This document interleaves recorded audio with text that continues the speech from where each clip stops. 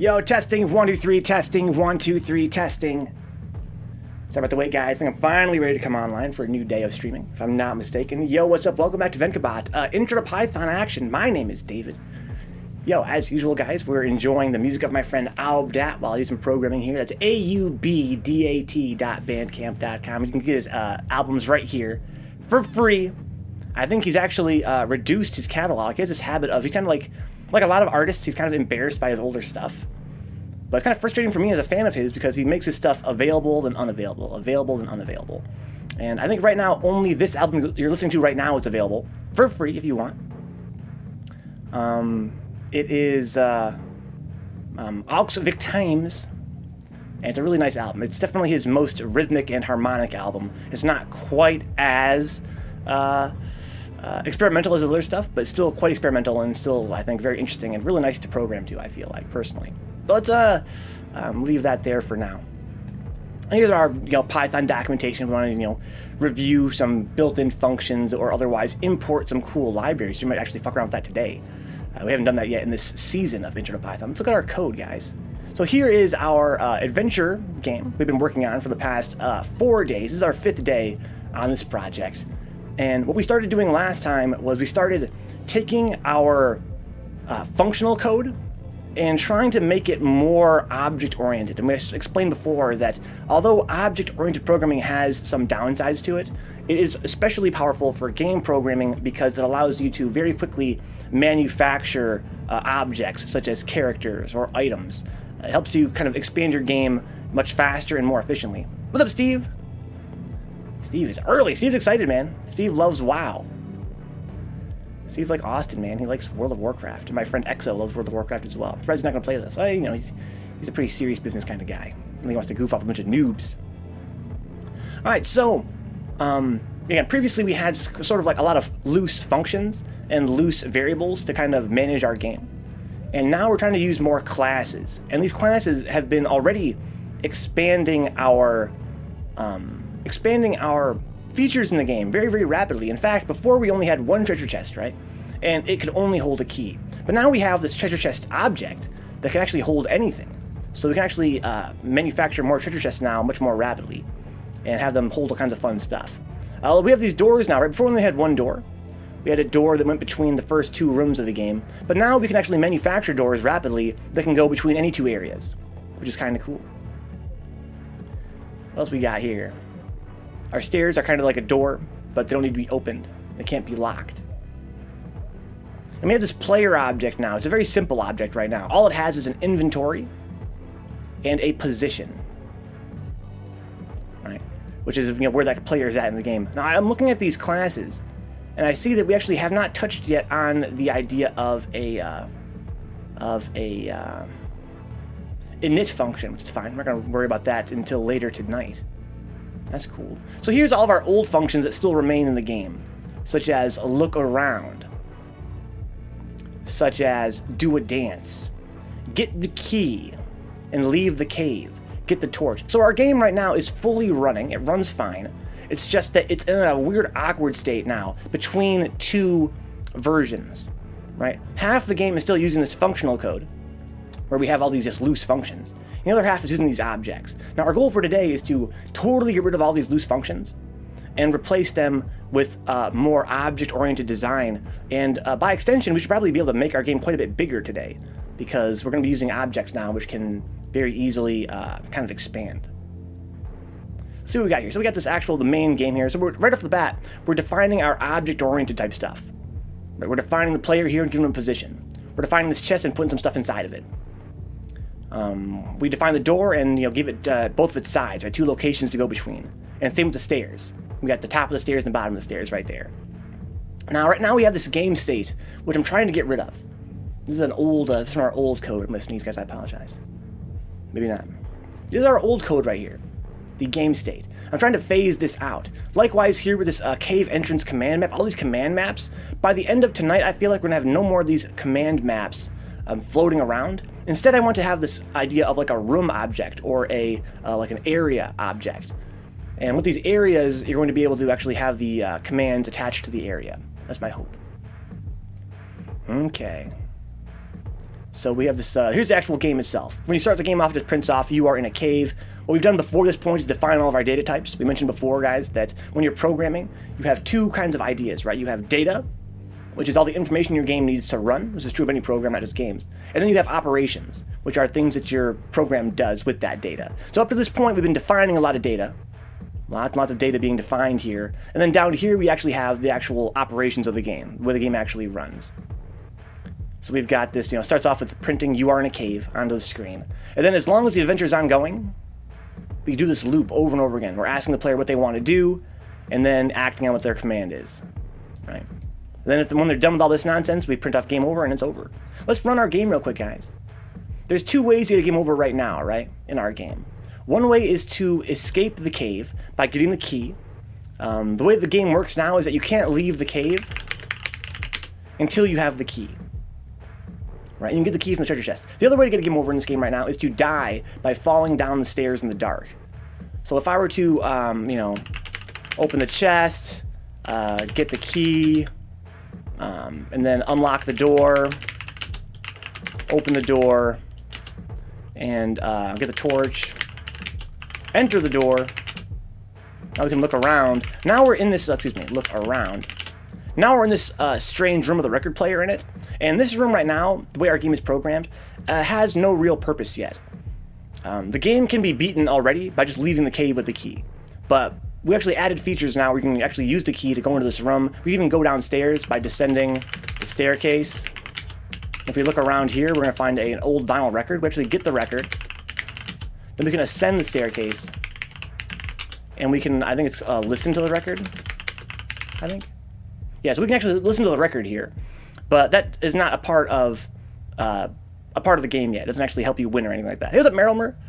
I'm doing all right. I'm in a pretty decent mood. I'm working on this game here. I'm trying to teach people how to program, if they're interested at all. I think that a lot of people here are more just here to chill. But if anybody's watching this interested in learning, definitely feel free to ask any questions. So this is all kind of pointless in this game right now. But we have the key, so we can actually we can enter the door to go back to the first room. The cave entrance, and we can leave the cave. As soon as we have the key, we can leave the cave. It's game over. The other way to get game over in this game is to, let's see here, is to fall down the stairs in the dark. If we were to get the open the chest, right, then get the key, then unlock the door, open the door, enter the door. If we look around now in this room, it's too dark to see. Kid says, "Get the torch." It's too dark to see right now. If we try to descend the staircase now, then it's game over. We trip over into the stairs and die. What's up, KG? Welcome aboard, Holmes. All right, so basically our goal for today is to take this code as it is right now, split between two versions, right? Split between the old code that's kind of functional and the new code, which is object-oriented. I'm going to try and make it fully object-oriented. So what do we have in terms of functions right now? Well, we have this do a dance function. It's a very, very simple function. Right? Very simple function. So why don't we just attach do a dance to the player? Right, makes sense, right? The player's one doing the dance. Let's have this function. I'm going to copy paste it actually. Here. So right now it's just a loose function. You see it's not indented at all. It's just a part of our program. But I'm going to actually make it a part of the player object. And as you guys remember from last time, when you make a function a part of an object, it's called something different, right? It's called a method. A method is just a function that belongs to an object, such as a player. Meryl's waiting for my kitten to arrive. I'm here to chill, but brain food is good. Kitten? What do you mean kitten to arrive? Kitten coming through the mail or what? Okay, so we have this do a dance method now. It belongs to the player object, and it just does all it does is print off, print off some text. Very simple function. But because it's a method now, it must take a first argument of self. So every method takes at least one argument. Now we learned before that functions don't necessarily take arguments, right? They might if they need some data. Otherwise, they don't. A method always takes at least one argument. It's called self, and it goes in the first slot. Right? So basically what self is when you run any method, it always gets the object that called it as an argument. So that means that do a dance has access to player. It doesn't need to use it in this case, but it always you have to include that if it's a method. That's fine. Let's get rid of this old do a dance function and change our command map to point to the correct do a dance function. So here are these command maps down here. I'm sorry guys, let me scroll down this way. So right now the command map, if you try to do a dance, it points to the old do a dance function right there. But now we're actually refer to the player's do a dance function. So you guys remember that when you use a method or access an attribute of an object, then you include the object's name and a period at first. Think of this like English. Here's the noun, and here's the apostrophe S. The period is an apostrophe S basically. It says use the player's do a dance method. Use the chest's open lid method. Use the door's open up method. So you're arguing with yourself? That's not a good sign. Wow, Steve. Wow. Steve's a punster, for better or worse. But in all seriousness, though, if you guys are new to watching Intro to Python, an argument is basically a data you supply to a function to make it work. Dick says, so I'm on level 6 or something, and I have the option to fly to Org or whatever, but still have a million quests to do. Is that where I should be? Yes, Dix, definitely. I'm level 5, I think, and that's where I'm at, Orgrimmar. So if you're level 6, I think it should be alright. I mean, it is WoW, so you shouldn't be there. What's up, Templar? Don't be on WoW, huh? We're on WoW, dude. We're addicted. We're all addicted now to World of Warcraft. Alright, so we got rid of one of our functions. We turned it into a method. That's what we want to do. Now, here's something interesting about object-oriented programming, guys. You want to keep your objects as conceptually distinct as you can, because you want it to be very simple to understand which object you want to go to use which function, right? To use which method. There tends to be a habit among newbie programmers to sort of kind of give certain objects methods that shouldn't be on that object. For instance, we don't want to give, like, the stairs a method to open a treasure chest, right? It seems obvious, right? But it seems obvious, but we could actually do that. There's no reason why we couldn't give the stairs a method to open a treasure chest for us. It's just that we shouldn't do it because it makes your code hard to read, hard to understand. And so we're coming down to things like this, right? Like, get the key. This method that we use to get the key from the treasure chest. Does get the key the equivalent of that, whatever it is going to be, the equivalent to whatever it might be at some point? Should that go to the player? Or should it go to the chest? Or should it go to a hypothetical key object? Where should this method go? Here's what I think. I think that it should go on the player. The player is going to be getting things. That's what I think. In fact, we can also change the way get the key works, because get the key previously would only work on getting the key, right, from the chest. But now we actually have this chest that can contain other kinds of objects. Right now, in fact, it contains a calzone and a screwdriver as well.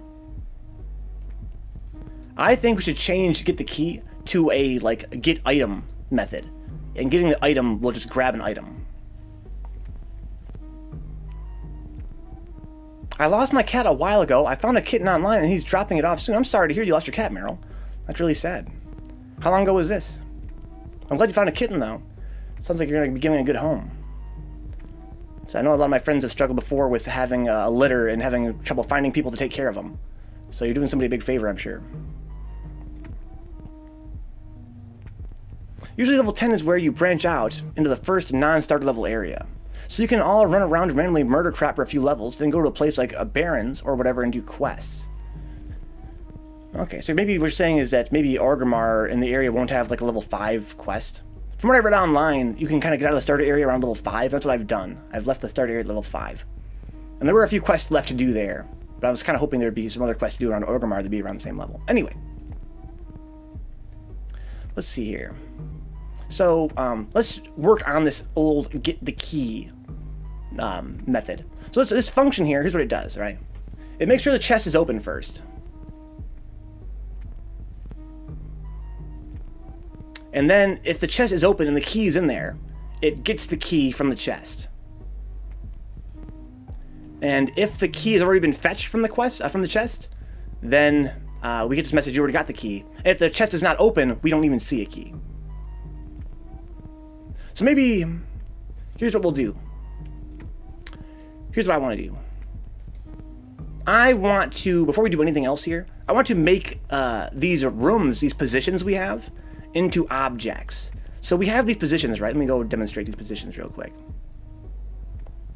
We have the cave entrance, the dark room, and the basement. Those are our 3 areas. And each of those 3 areas has stuff in them, but they don't really have stuff in them, right? They conceptually have stuff in them, but really what they have is these command maps. And the command maps give you access to certain commands in certain rooms. And furthermore, when you use the look around command, right up here, it changes what you see based on your position. So really, although we have in our game the idea of an area, we don't actually have it programmed in an object-oriented way so that Python can intelligently recognize an area, right? There is no such thing as an area in our code. It's just something that exists in the player's mind. So why don't we change that right now? I'm gonna make a new class. We're gonna call it like, a game area. The progression, unless they change it, goes starter zone, a delivery quest to major city, connected delivery quest to first non-starter area. Okay. Yeah, I pretty much just went to Argamar as soon as I could find the bat and ride it. I heard that it's kind of like a long walk otherwise. Dick's made a big goblin, huh? The short ones still seem better, but I'll settle. Yeah, so Dick's didn't want to have to make the big goblin because I think he had to be at level 20 to basically leave his area, which wouldn't have really worked with our starter accounts, which only go up to level 20 in the first place. Alright, so we have the game area, right? What's it going to need? It's going to have an inventory, because conceptually our areas have always had an inventory. Right? They've always had an inventory. It's just that the inventory was never a part of the game. So, for instance, like, the cave entrance has this torch, right? It's laying on the ground. But the way we've kind of decided before whether or not the torch would be on the ground, we just said, hey, listen, if the torch is not in the player's inventory, then consider it to be on the ground, right? If they don't already have the torch, think of it as being on the ground. I want to change that now. I want the actual areas to have their own inventory of stuff that is on the ground, such as the record player, such as the vinyl record, such as the torch or the chest, right? I want the rooms to be able to have stuff. So Meryl's 1 trophy away from platinum on The Last of Us. Get it today. Let's go. Get it. Yeah, I was not a huge fan of The Last of Us. Also says, still hacking the FBI. No, actually today we're making a game. The small goblins are amazing, but their starter quest line is very tedious, huh? Maybe Dick's left to subscribe to Warcraft and become addicted to it. Like back in the early 2000s. So the game areas have an inventory now, right? They actually have a bunch of stuff. Let's give them a unique ID, right? Unique name equals none for now. They don't have, this one doesn't have a unique name yet. In fact, I'm not even sure they need a unique name. Not yet. Also, they're going to need, what does the room need? How about, like, it's got inventory.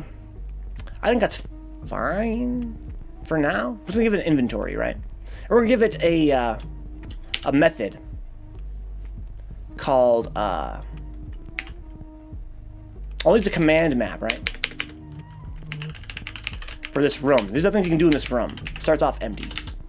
Also, we gotta give it a method called, like, look at, where it describes itself. Such as, how about, like, a get description?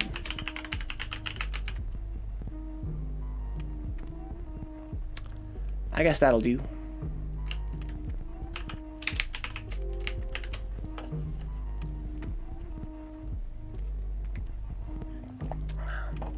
And it's going to take self because it's a method, right? And we're going to say, by default, get description, all it does is it prints off everything in the room, right? Let's just say, oh, well, how about the room, how about every area has a little description, right? How about we say, like, short description. Let's call it description, right? It's a string. Starts off with, you are in an area. That's the default. You guys can dodge roll? I can't dodge roll. My character's a rogue, I think. I can stab shit. Amongst the most mobility out of any class in WoW. Mobility? I didn't know that would even vary. So what, because my guy's a rogue, he runs faster? Yeah, I want to save a kitten rather than buy one. Especially this time of year, kittens get dumped. People don't realize, but when pet store is full, they kill them. Really? I didn't know that. That's horrifying. I find that hard to believe, but perhaps I'm just naive, huh? I spent most of the lower levels watching dudes on mounts steal my apple cactuses, huh? How long did it take you, by the way, Dix? It took me probably like 25 minutes, maybe. So yeah, so get description. We're gonna just print off everything inside the inventory, right? So for, you know, inventory item in inventory, print, there is a plus inventory item dot description plus here, right? So basically, we're assuming that every item in our inventory has this description attribute, which right now none of them do, right? We can fix that. We can fix that. So previously, when you would look around the first area, you know, the cave entrance, it would say, there's a treasure chest, there's also a door, and there's also a torch, right? So now we're making a function to do that sort of thing automatically based on what's inside that room's inventory. All mounts are heirloom mounts in a way now. Account bound. After level 20. Closer to 45 for Dix, but he went a bit further than I did, yeah. Could also be that your character has had a more involved starting quest line. I really just skipped all the fucking dialogue and stuff, too. Sarah's talking about the motorcycle that's not much faster, but it is better than walking. I briefly had a mount in my starting quest. It didn't seem to be like any faster than walking. Okay, so here's a problem with this code right here as it exists right now. We have this function that will print off the description of a room. And all we're doing is we're going to print off the, first let's just print off, print off self.description. And then it prints off every item's description. But right now, no items have descriptions. That's fine for now. Why don't we fix that?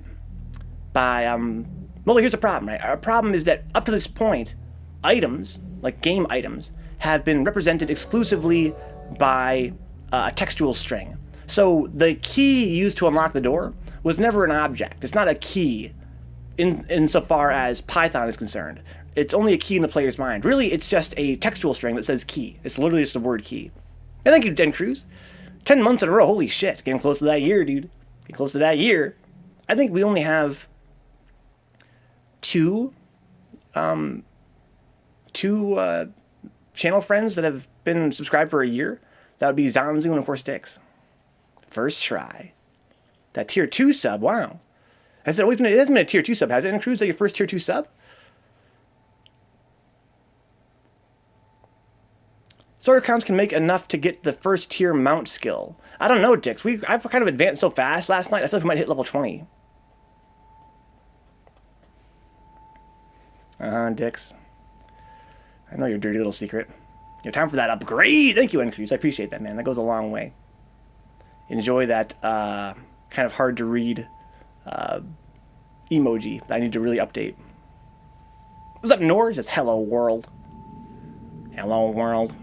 So, we need to kind of, in our ongoing quest to make our game more object-oriented, we have to change these items, such as the key and the torch, from being textual strings that just say the word key and torch, to actual items, as far as the game's concerned.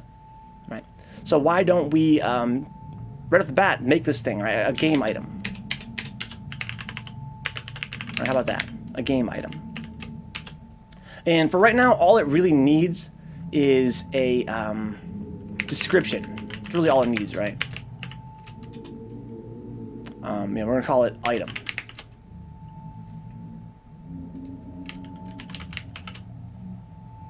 Right, by default, it's just item. So now we have this item, right? It's item object. So that says print hello, hello. Hello, hello. I'm going to lower the volume a little bit here, guys. I love the song, but it's a little bit loud. So now we need to basically convert the old key and the old torch and the old record into these game items. So let's do that right now. We're going to go down here to the where we're defining all of our data. These are all the data defined, right? All of our objects in particular. Let's make this key. Right. Well, we actually use the key right here, right? Let's actually make a key even higher up. Let's say the key is a game item, and key.description is key. Doing pretty well, Slothcoon. How you doing, dude? Welcome aboard. I'm not sure we've met. I'm David. Let's also do this for the same thing for the torch. Right? Torch is a new game item now. And now it has a description. Torch. And then the record is a game item, effectively. Give it a description. Final record. I suppose you all could play a few games of Hearthstone and get the Hearthsteed. Maybe on our next Friday, huh? I'll be a bunch of Hearthstone nerds. So I have these 3 game items, right? And that's kind of interesting, because now when we append, let's actually make the calzone and screwdriver as well while we're at it. So calzone is a game item, and the calzone's description is going to be, you know, calzone.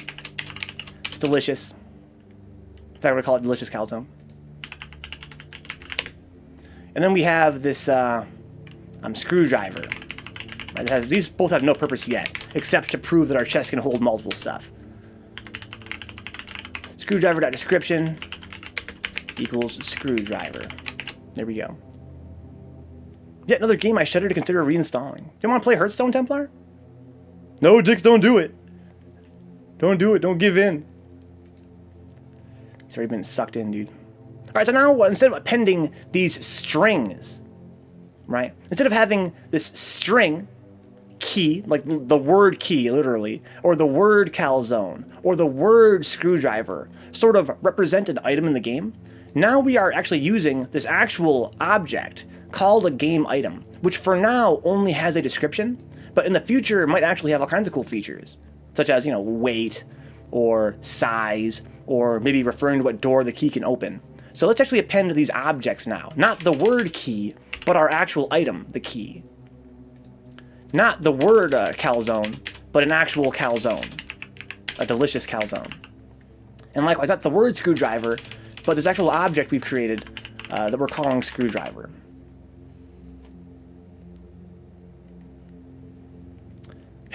Costanza, what's that thing called there? Calzone, sir.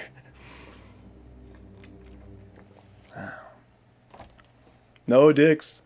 This getting sucked into the WoW market. What have I done? Thank you for the follow, Sloth. We program here right now on Fridays for more of a gameplay stream. On Fridays, I run Intro to Python, where I try and teach Python to total beginners. Right now, though, we're actually on our day 5 of this season, and that means that we're using some more advanced concepts. If you're kind of like if you're a beginner to Python or a beginner programmer in general, go check out our YouTube channel at youtube.com/Vencabot archive, or search on YouTube for Vencabot, and you'll find more beginner-oriented tutorials. This is where we're actually getting into object-oriented programming. We're using classes, we're using methods and attributes, and it's a bit more complex. On our day 1 of this project, which is available on YouTube, or of our last project on our last season, which was a Pokemon game, it's much more basic. To be fair, WoW isn't as shitty as I thought it'd be. I was expecting more of a RuneScape tier thing. Still no MapleStory. I was really surprised by how much it felt like RuneScape and MapleStory for being as popular as it is. I guess that's just an MMO thing, right? I'm not really an MMO player. So to me, I was kind of like, oh, it's just the same shit. Okay, so we have this chest now. It contains a few items, but we don't have these rooms yet, right? But thankfully, we have this room object. Well, I mean, we got to fix our old code, right, for one thing. Let's actually stop what we're doing, right? Stop trying to evolve our game and just make sure the game works.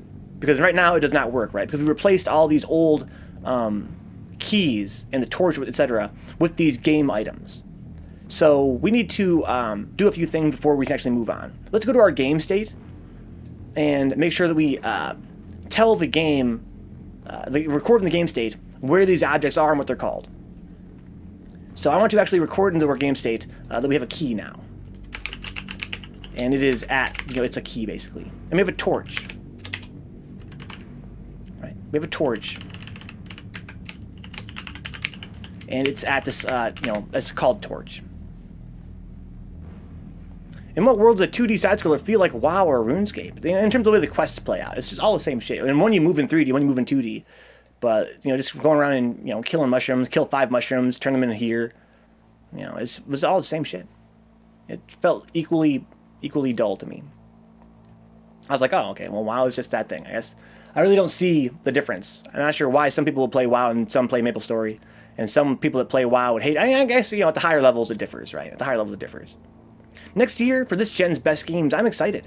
This gen has been remasters. Been a little bit disappointed, huh? I feel like that's going to be an ongoing thing, right, Mailmer? What's coming out next year you're looking forward to? Slaw says, I've already learned Python. This is a good initiative, huh? Indeed it is. Sounds like maybe Sloth Coon is a little bit advanced for our tutorial here. But I'm glad you're enjoying it anyway. Okay, so we have this torch, we have this key.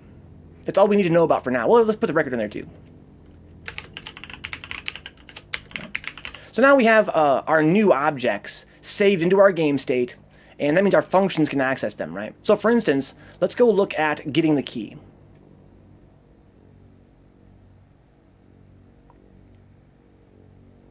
Right. So in the key right now, it just says, do we have this string inside the chest? If you have the string inside the chest, then we have the keys in the chest, right? But now the chest does not contain a string; it contains a game item, right? So now we have to say, if game state is open, right? I'm actually going to copy this here. Then right here we're going to say, sorry, let me actually scroll back this way. And then we're going to say, if we have, the game state key in a game state chest inventory, right? So if we have the key in the inventory, then print off, you pick up the key, then we're going to move some stuff around, right? So we're actually going to, let's just do it like this. We're going to append this game state key. Right. Can I actually fit that on one line? Probably can, right? I can fit that on one line, sure. Okay. We're going to remove the other one, remove the key from this one, huh? There we go. So now, instead of moving around this string key, we're moving around this item that we're accessing from this dictionary, right? Game state to dictionary containing all the stuff in our game. So that's cool. So how we move the key around, that's great. Let's do the same thing with the torch. Just make sure our game works at all. Getting the torch, right? So now instead of saying if torch, the string, like the word torch, is not in the player's inventory, we're going to actually say, game state torch. Because now we're not referring to the string torch, like the actual word torch. We're referring to this actual object in the game that we put at this spot in the game state dictionary, right? This torch object. Now we're actually going to append that as well. We're not going to give the player a string called torch. We're going to give them the actual torch, which exists now. Because we're moving toward an object-oriented design. And here as well, the record, get the record, right? We're not going to access this string called record. We're going to be actually getting some data out of this game state dictionary that points to the actual record. Maybe we're going to actually append not just the string record, but this object record at this certain spot in the game state. Coolio. So now we've actually got these items, and we're actually using the items themselves. Let's actually go to the look around method as well. Because in look around, we have this, it checks to see if you have the torch here as well, right? For now. We're actually going to fix this code very shortly. But for now, it actually checks to see if you have this torch using the old string method. We're actually going to, instead of using the string, we're going to use the actual torch itself. And then, let's see here. Here's another one that checks to see if you have the torch. There you go. It's getting dark, too dark to see. Here we check to see if you have the record or not. Okay, coolio. And so now finally we need to fix, well, there's a couple more things we gotta fix, right? We gotta fix this, listen to the record method. Once again, it checks to see if you have this record, but it's using the old string record. We want to have the new object record here. Okay, cool. And then what am I forgetting? There's one more thing you need to do that involves using these new inventory items. Oh, the doors, right? The door has to be opened, unlocked with the key. So where is our door object? Here's the door, right? And when you try to unlock the door, it tries to see if the player has the key first. So now we're not going to use the string key anymore, like the actual word key. We're going to use this object, which is a key. And I think very shortly we actually have this key be able to unlock certain doors and not other doors, right? But right now it's not the case. Right now, any key can unlock any door. Okay. And I think that is everything we need to fix, right? Let's see and let's run our game, see if the game works right now. And if it does work, we actually move on to fixing the way that areas behave, right? Because right now, this look around method, this look around function down here, it's a pretty weird function. It's a pretty weird function.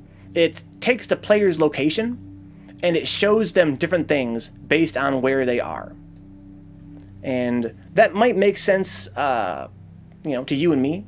But in terms of, the game itself being intelligent, it would make more sense to actually have each room have a different description, right? And then when you look around, you see the description of that room. That's not how it works right now. Right now, it actually just checks the player's position for a string that tells you where they are, right? Like, are you at the cave entrance? Well, then show them this, right? Are you in the dark room? Well, then show them this. Now, in the future, I want to have an actual dark room thing, like an actual dark room that exists in Python, like this actual object, the dark room, and have that dark room have its own description. But for now, it's kind of whack. It's fine. We're kind of in a transitional period here in our game. Let's actually run it right now with F5. Oops. Invalid syntax. Where? Oh, right here. I didn't want an if colon. You dum-dum. All right, here you go. Try again. If at first you don't succeed. Do a dance is not defined. Okay, we have to go down here to our command maps. We changed one do a dance right here. I fix this one too. Player.do a dance. Okay, cool. So let's save this and run it now. Boom. You're in a cave. Let's try and leave. We're gonna test everything, right? Leave the cave. Doesn't work. I just realized we actually have a bug right there already. Because our leave the cave code still is checking for that string. Right, let's see here. Leave the cave. See, it's looking for this string, a key. I'm going to demonstrate why this is a problem. Because if I get the key now, it's going to open the chest. Right? Oops.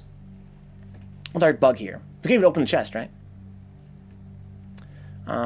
There is a... Oh, so basically, the way our chest works, it assumes that everything inside of it is a string. Right? So when you try and look inside of a chest, it assumes that it's a string. But it's not a string anymore, right? Now it's this game object, which is cool. Let's go fix that.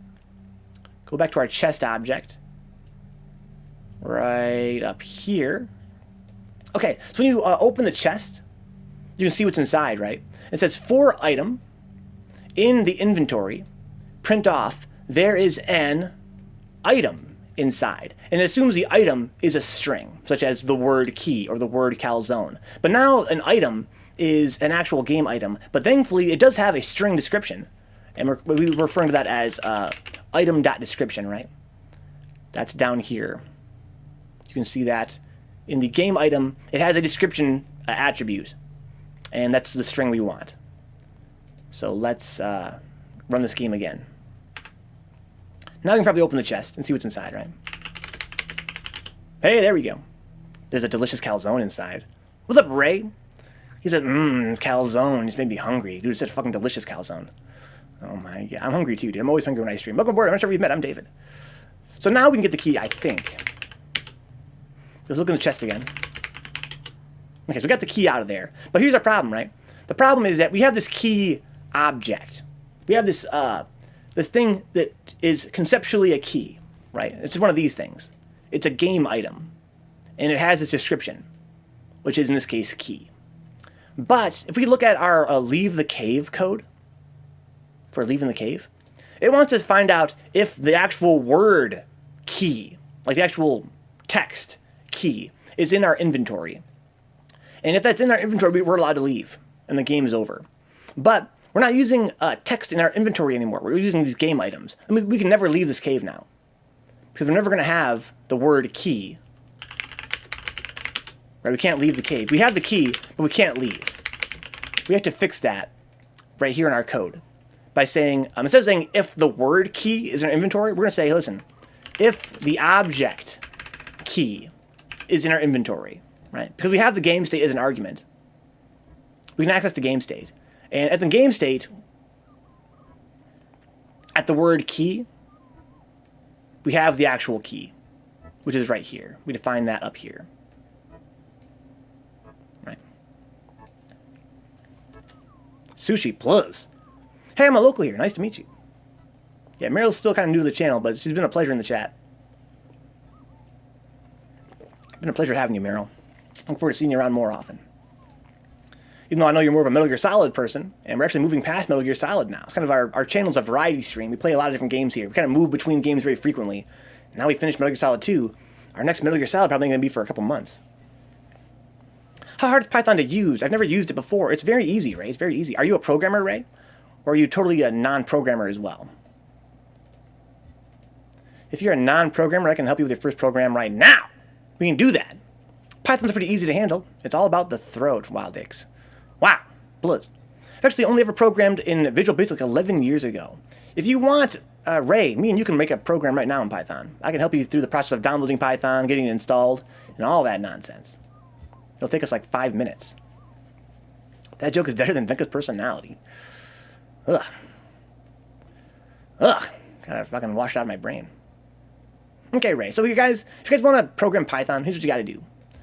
Go to Chrome. Right. Go to your browser. Because I got 5 minutes. You go to your browser. Right. You go to python.org. You go to downloads. Click on Python 3.7.2. Right. You download the executable file. And you install Python. Let me know, Ray, once you've got Python installed. It's very quick. We can move on, and we can actually do some cool stuff with it. We'll write our first program together. In the meantime, I'm going to work on this game, like I said, installed. So, that's all well and good. Our game should work now. We should be able to leave the cave now. That's sick. Let's go make sure everything else works. So we have the key, right? Can we unlock the door? We can. Can I open the door now? Yeah, it might, Ray. It might. It's an executable file. Executable files can do anything on your computer. That's whenever you install anything. Would you like to keep /discard? Yeah, you want to download the executable file. It's a .exe file, and then run it. It'll say, listen, dude, you're running an executable file. Like we could fucking destroy your computer. And it could, but it won't. Because it's, Python. It's a very trustworthy program. Trust me. Or your money back. Okay, so we open the door. Let's get the torch as well. Let's not get the torch. Hang on. Let's enter the door. Look around. It's too dark to see. Good. Let me enter the door again and get the torch. That seems to work. Look around here. Is the torch on the ground still? No, it's not. There's an empty spot where the torch was. Let's enter the door again and look around in here. Okay, now we have light. Good. Let me try and listen to the record. Okay, I don't have a record. That's good. Let's descend the staircase. Oh, I died. Oh, because it's looking for the old torch. I had the torch in my hand, but here's a problem, right? If I descend the staircase, where is it? Right here. It says it's trying to look for the actual word torch in the inventory, not the actual object torch. Good stuff, Ray. Take your time, dude. Let me know when it's fully installed. I'll help you get started. So we're not looking for the word torch. We're looking for the actual object of the torch. We have to look in the game state for that. There we go. Okay, game state torch. All right, player, inventory, blah, blah, blah, blah, blah. Okay. That all seems well and good now. So I think that everything else should be fine. If I get the record, and how about if I play the record? Okay, game state record. Okay, so we're fine. The game should work fine now. So here's what we're going to do next, guys. We're actually going to use these game areas now. Right? The game area has its own inventory and its own command map and its own description and this get description method, which will print off everything inside the room. These days, everything may harm your device. As long as the source is legit, you'll be fine. Exactly. Yeah, whenever you guys run an executable file on your computer, it has the potential to fuck it up. That's true of installing World of Warcraft. That's true of installing anything on your computer. So definitely be careful, guys. Don't take that as don't be careful. Always be careful. Make sure you're running programs from sites that you trust. Okay, Python.org is a very trustworthy site. But don't just download stuff willy-nilly and then run them, because that can be very dangerous. Okay, so let's work on these. Thank you for the follow, Dr. Robotnik. Huh? Robotnik. Is your name Vinny, perhaps? Don't worry, the joke gets used every time Venka does Python coding. You'll see it again. It'll be around. We program here on Fridays, guys. Okay, so we have these game areas, right? It's going to be a pretty big change for our code. But here's the bright side. The bright side is a pretty big change, but it's also going to make our program much easier to expand in the future. And that's pretty much what object-oriented programming is about, right? Object-oriented programming, it can be a little bit to get your head around at first, but once you understand it, it makes it much easier to add features to your game. What's up, Gator? What's the difference between a class and a function? Well, a function does something, and a class is a data type. Right? Think of functions as operations. Functions do things, and classes are just data. So we have these functions down here, for instance. Right? They do stuff like get the key in our game, or they leave the cave in our game. And then we have these classes, such as a treasure chest. That's a thing in the game, right? It's a type of data. And it has itself data associated with it, such as what's inside the chest, the inventory, and a true or false value of whether it's open or not. What's cool about classes, Gator, is that they can actually have more data attached to them, again, such as their inventory for the chest, and they can also have functions attached to them. So classes have these things called methods, which are just functions, that can do stuff, such as opening the lid of this chest, or taking the item from the chest. Dr. Robotnik, huh? Dr. Robotnik. I finished downloading and for some reason thanked Mark Hammond. So I got to get everything installed, right, Ray? If you have everything installed, we can actually get on to writing your very first program. So do me a favor, Ray, and go to your Start menu over here. Click on the big Start button, and type in the letters CMD. Right, CMD. You're going to see this command prompt pop up. Go ahead and click on that. Boom. Let me know if you're here, Ray. Mario plays all genres, and my IQ is fairly high. 181. I have no idea my IQ is probably very low. I'm still here and happy watching any content. Okay, cool. Happy to hear that. I can understand why some people are not really into variety streams. Some people prefer to watch only one kind of game. I'm glad to have an IQ in the double digits. I don't think I've ever taken an IQ test. I think I'm kind of scared to. You have a big old black screen like to see at right by going to your Start menu, typing in CMD. The command prompt. This is how I ping my computer. Okay, good stuff, Ray. Now type in the letters PY and hit enter. Let me know if you get this thing here, Python 3.7. If you type in PY, hit enter, and you get this, you installed Python correctly. I'm hoping that's the case.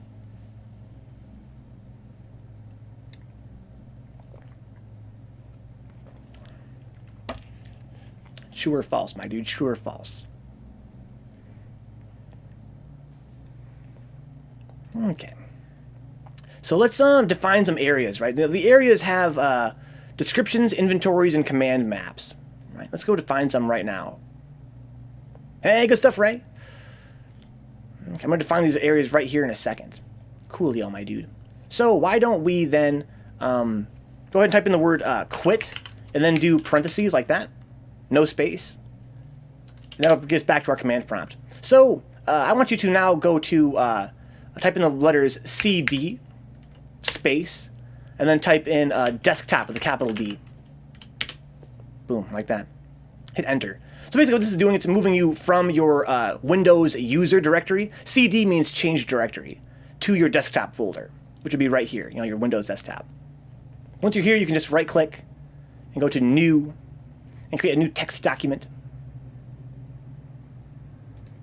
Right. We're gonna call this, Ray's first Python. Right. Easy. Open up a notepad. Not sure why it's way over here.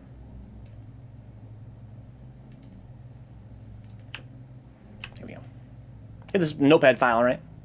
Just type in here, you know, print hello world, right? So print, then a parenthesis, and then quotation marks, hello world. Then another clothing parenthesis. Save that. I think if you type in pi raise first python.text, I think it should work. There you go. Do you do any web development? Yes, I do, Gator. A little bit. This is whoa, whoa, hold on. Whoa, whoa, whoa, whoa, whoa, whoa, whoa, whoa, whoa, whoa, hold on. Hold on. Whoa, whoa, whoa, whoa, whoa. IQ isn't the most meaningful measurement anyways. We all seem to be relatively functional people. I'm on the notepad. Okay, you get the thing on your desktop, Ray? I just opened it. Cool beans. Go ahead and try to type in print. It's a method, or it's a function. And then for its argument, you know, the data of the function needs to work correctly. Punch in this textual string. You know, it's text. Hello world. You know, it's a textual string, so it's surrounded by quotation marks, right? So that would be print is your function name. And then you put parentheses, which means you're going to call that function. And then between the parentheses, you're going to give it an argument. Exactly, Dix. That argument is going to be a string in this case. So it's a string that means it has, you know, quotation marks around it. And then, you know, Ray is cool. Any string there. Then you can save it. Once it's saved, you can go to your command prompt. And then you type in py, right, for Python, space, and then the name of your program that you just wrote. In this case, it's on your desktop, right? It's raise first python.txt. Whatever you want, right? Whatever you want to save it as. Just make sure whatever you save it as, you type in that name here. And make sure you put it on your desktop. Right? So if you want to, you can just go ahead and right-click on your desktop and click on New Text Document. That'll actually make a text document on your desktop for you. Right, I'm going to do it again. Right, I'm going to right-click here on the desktop. New Text Document. Then I'm going to name it, you know, raise second program. Right. I got it on my desktop now. Double-click it. Then just type in, you know, the function name, print. And we're going to call it by putting on parentheses on the end. And then between the parentheses, we're going to put in our string. And the string is going to have the text in it, you know, this is my second program. Right. Then you can file, save, go to your command prompt, type in py to run Python, and then give it the name of your program, raise second program.txt. Right. As you can see there. And then boom. It works. Prints off, this is my second program. Doctor says you can drag and drop the text file. Exactly. Oh, into the prompt. I didn't know that. I did not know that. Can I do that? Let me try. Oh. Ho, ho, ho. Thank you, Dr. Robotnik. I didn't know you could do that. Ho, ho, ho. That's cool, too. It's all good. Just make sure you type in py and then a space, and then the name of your program. I freaked out when I did my IQ. It's top 1% global, but it's just general knowledge over a wide spectrum, not one area like rocket scientists. People also confuse typos, literature, with IQ. Typos, huh? They are not the same. Never heard of a typo. In that context, anyway. All right, coolio. Let's close all this stuff. Get back to our game here. Let's make some game areas. So the game areas have... what'd you mess up, Ray? Just go and give me a report of what it says to you. Got some kind of error message? If you give me an error message, I can probably help you with it pretty quick. I can't get back to the C drive. Oh, that's cool, right? Just you can go ahead and close your command prompt like this. Boom. Go back to your start button. Type in CMD. When you launch the command prompt, it always starts you back at your user folder. C users, then your name, right? And there's a folder inside that folder called desktop. So you can just change directory, space, to the desktop folder. And now you're in C users, your name, desktop. And here if I do my dir, you know, it shows me all things that are in this desktop area. I have, you know, raise first Python and raise second program, right? So basically, go ahead and just, you know, you launch command prompt, CMD, starts you back in your folder, you know, your user folder. CD, capital D, desktop, right? Once you're here, you can run anything you wrote on your desktop.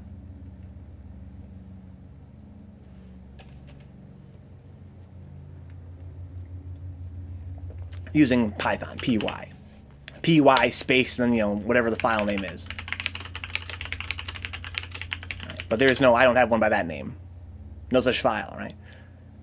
But I do have, you know, arrays, you know, py, raise first python.txt there. Hey, good stuff, Ray. It worked. Happy to hear it, man. So basically what Python does, Ray, is it will take a text file and it will read it line by line for commands.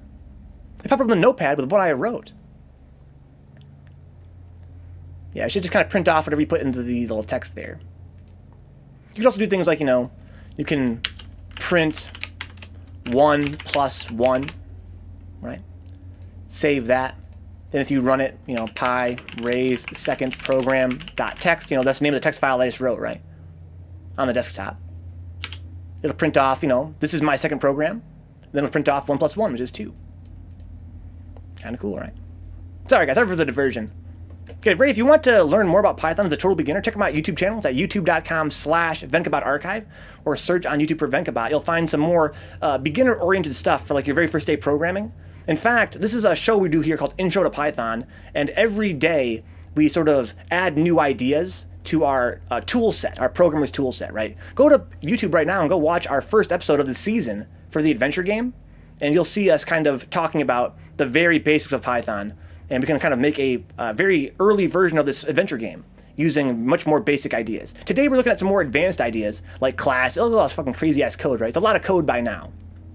But on Intro to Python, the first day of every season is dedicated to total beginners who have never programmed before in their lives, and we kind of work through things much slower.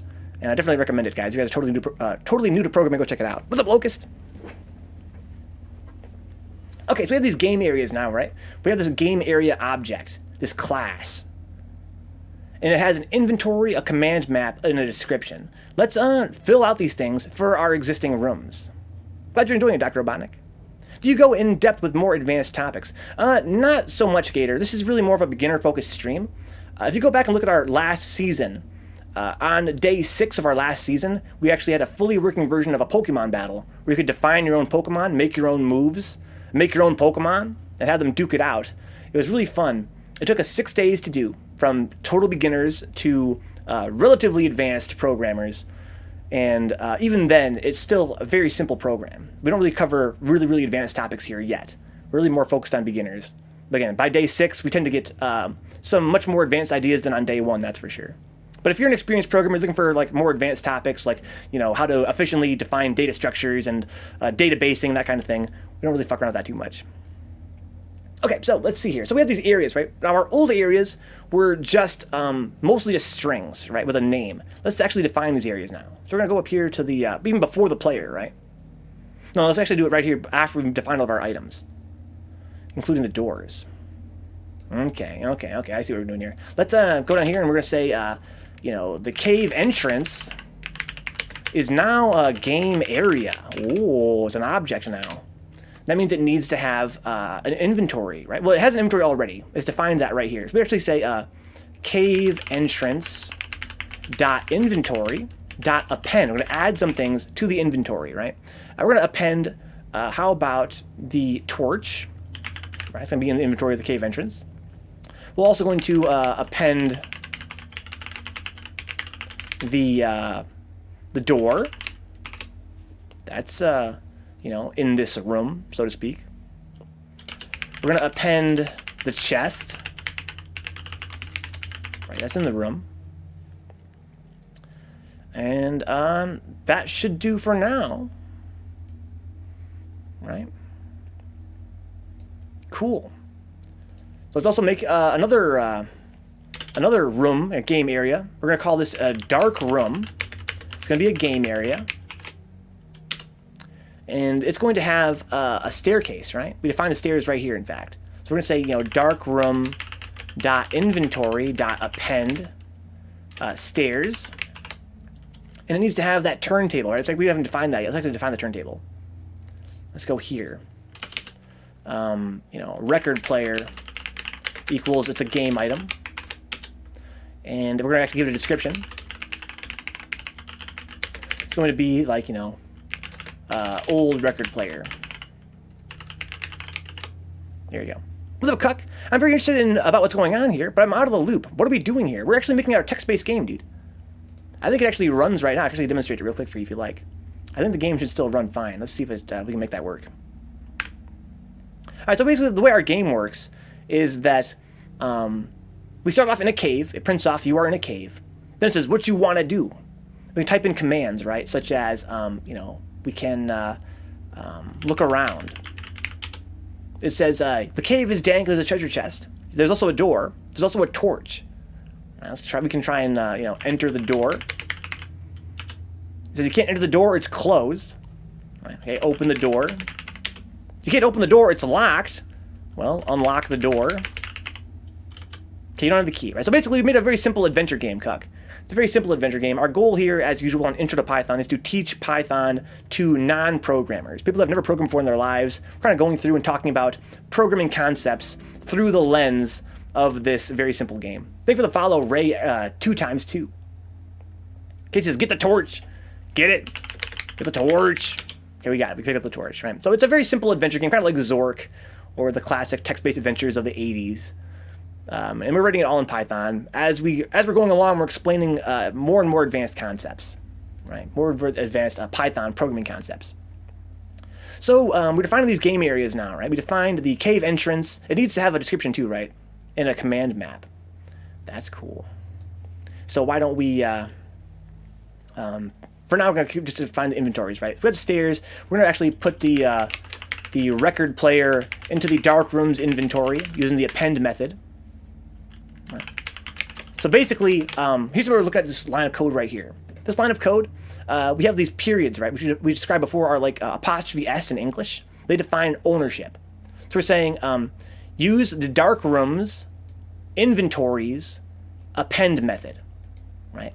And we look at the dark rooms inventory up here, and it's a list. It starts off as an empty list.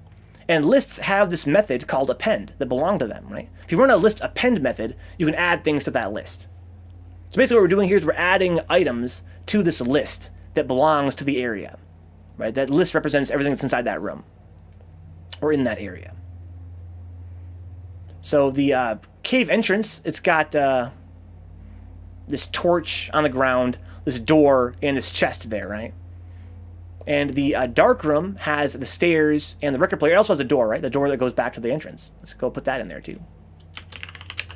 Darkroom.inventory.append door. Right. So now we have these two areas defined pretty well. We also have a basement, right? Let's make a basement. Basement equals game area. And the basement has stairs there. Right? And the basement also has this vinyl record.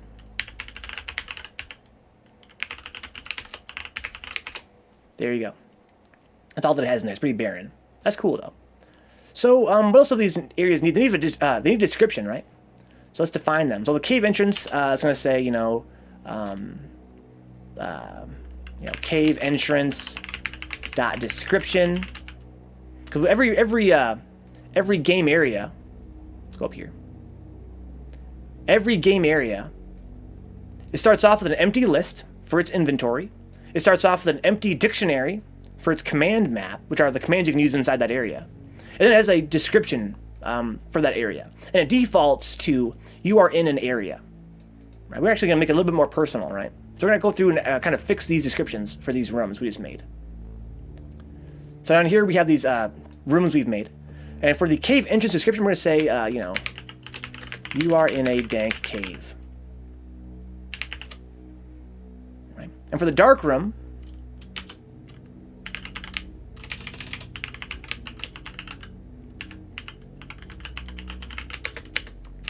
we're going to say, you are in how about we say, the area is too dark to see.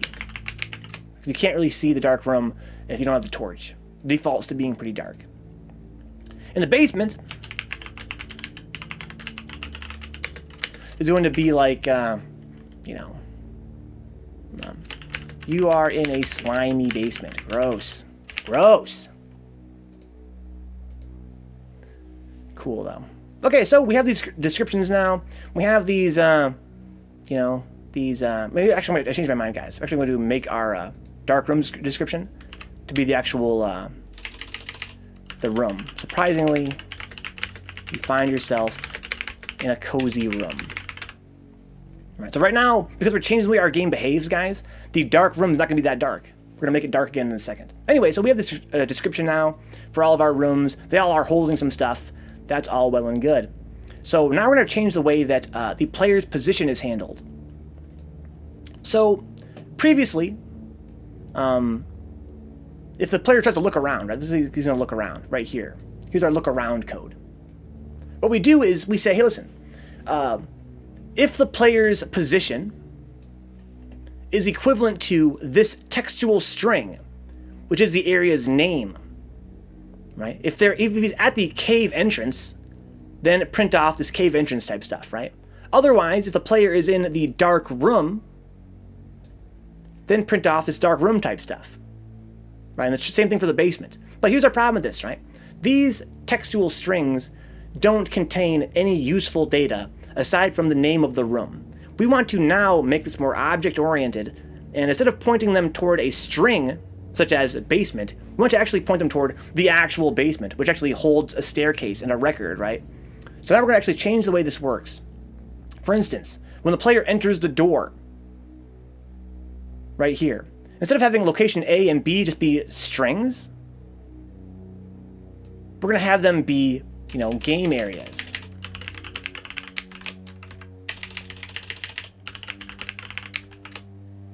And when you go through the door with the enter door command, right here, enter, it says you walk through the door, right?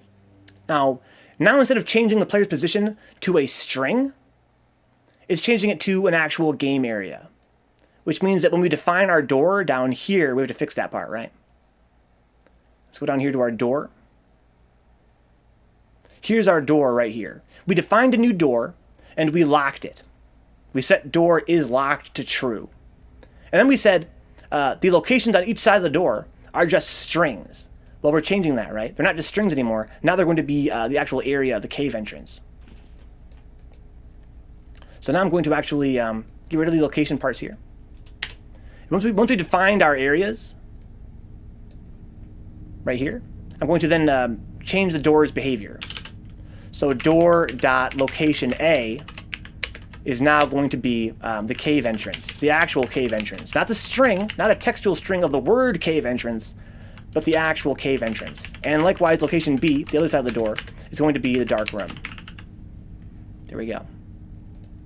Same thing with the stairs, right? The stairs also have a location A and B. Right? So we're actually going to go down here and define the stairs as well. Instead of having them go to different strings, right, they're actually going to go toward an actual location, such as the dark room or the basement. Because now the basement itself has some more traits. It's kind of cool. This is going to totally break our game, guys, because the way our game would work before is our player would move around based on saving its position value as a string. So by making this small change, it has like a ripple effect, right? It's going to make our game much better in the long haul, more interesting, but it does mean fixing some bugs now. So all those places in the game before where it would check for a location, now it's going to be checking for a string where we're using these objects instead. We have to go fix that. So one such place I know off the top of my head is down here. When you run a command, right, what it does is it maps, it checks your position as a string against these command maps. So here's what we're going to do instead, guys. Because the actual areas themselves have their own command maps now, we can see that right up here. Right up here above the functions. So the game area has a command map. It starts off as empty, right? We can actually save these command maps directly to the rooms. So that's kind of sick. So now instead of saying, you know, cave entrance command map, we're going to actually save this as cave entrance dot command map. Right? This command map now belongs to our actual cave entrance. Same here with the dark room. dark room command map, and basement command map. And because of that, we don't actually need this this position map anymore. So the whole point of the position map before was to map the string that represented your character's position to the appropriate commands. But now we don't need to do that because now the appropriate commands are attached to the location itself. That goes bye-bye. Boom. Now when we're going to run these commands down here, we're going to get the command map based on the player's position, right? So let's see here. Where's the... okay. In command. So we're going to say for the player dot position dot command map dot keys. Right. And we're going to try to actually run the function here. I think we're going to use the player dot position dot command map. Cool. So basically what we're doing here instead is, instead of actually saying, okay, where is the player? And then what is the appropriate command map based on where the player is? We're saying, where is the player? And then use that location's command map. Because now the locations can own their own command maps. I think that might actually work. But probably going to have to fix some more bugs. Let's find out. So the game area is already not defined, huh? Because we're trying to use this game area up here for the stairs. Or for the door. Here too.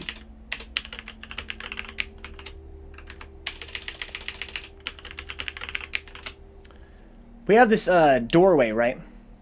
And we're saying, hey, when you define a doorway, just give it a command area. The problem is that the command area is not defined yet. It's actually defined down here. Right. So because the game area itself doesn't use any other classes yet, I'm actually going to move this to the top. All right, start at the bottom. And now it's here. You start at the bottom. Now the whole crew's fucking here. Let's go delete it from down here too. Alright, coolio. Sick. Let's see if this works. I doubt it, to be honest. We changed a lot of stuff. We're in a cave. Okay. Can I run any commands? No, I can't. Alright, so let's see here that the string object... Oh, right, because the player's position is a string at first. It says the string has no functions, has no attached command map, right? That's because right here, the player position defaults to cave entrance. We have to actually define the area first. So let's actually we'll define the player last. All right, get rid of this. Go down here below all this junk and define the player down here. And change the position from being a string to our new cave entrance game area object. Right? It's not a string anymore. Now it's actually an area. Let's see if this works at all. Okay, can I get the key? Okay, so that kind of worked. So at least I got the right command map, it seems. Can I move between areas now? I doubt it. In fact, if I go to look around code, I feel like I didn't fix the look around code, did I? Let's see here. Look around. No, see, look around still assumes that the player position is a string. We programming, did we programming? It assumes that the player position is still a string. But that's fine because our whole goal here is to get rid of this old look around code. So I think I might do that right now. I think our code for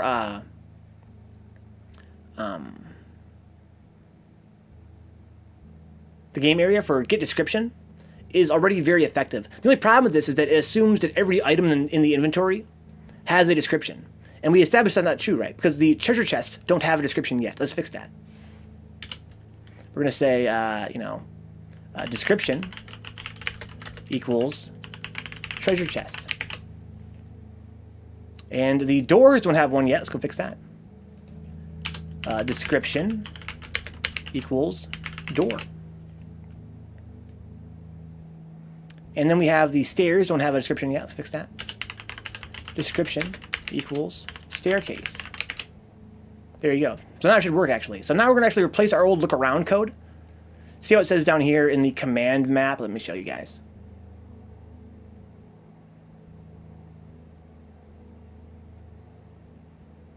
All right. So in our command map, I suppose we have a problem here, I just realized. That's fine. In our command map for look around, for the cave entrance, right? It says that when you type in look around, run this function look around. But we're going to change that now. We're going to change that to being player.position dot look get description, right? That's what it's called. There we go. I think this might be a problem though. I might have to fix this bug here. Trying to find Morpheus. Likewise here, let's fix this too. From being the old look around code to being the player.position dot get description. Yeah, I think this is a bug. It's okay. I'll fix this. I'll show you why it's a bug first though. And finally, right here in this last command map, look around is going to be going now from the old look around code to player.position.getDescription.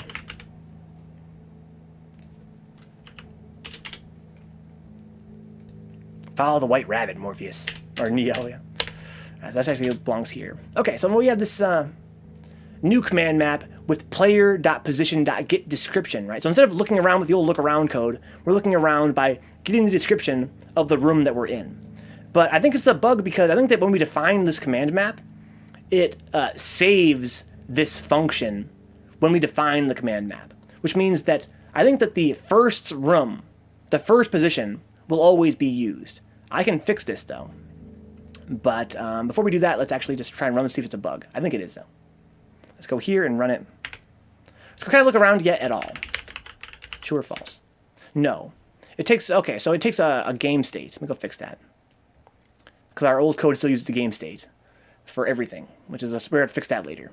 So our new, this function right here, this method, it must take 2 arguments. It requires the game state, even though it doesn't use the game state at all. It must take it though. Because every method is being called by the command requires a game state still from our old code. So if I look around now, inventory is not defined. Huh? I need to use self.inventory, right? Right here. In self.inventory. Yeah, dum-dum. This should work though, I hope. At least for now. Look around. No, that didn't work at all. Why does... Well, this is a really bizarre bug. Okay, well, let me fix this bug real quick. So it says, you are in a dank cave. There's a torch here. You were in a dank cave. Oh, I bet my for loop isn't working right. Yeah, let me fix this for loop real quick. But it doesn't explain why this room has everything in it. It has, like, everything in the whole game in it. Here, let me actually print that off like that. Okay. Now let's go ahead and rerun this. So now it's not going to say you're in a dank cave every time. Look around. Okay, so this cave has the torch, the door, the treasure chest, the door again, the staircase, the old record player, the staircase again, and the vinyl record. Why does it hold everything? Oh, I know why.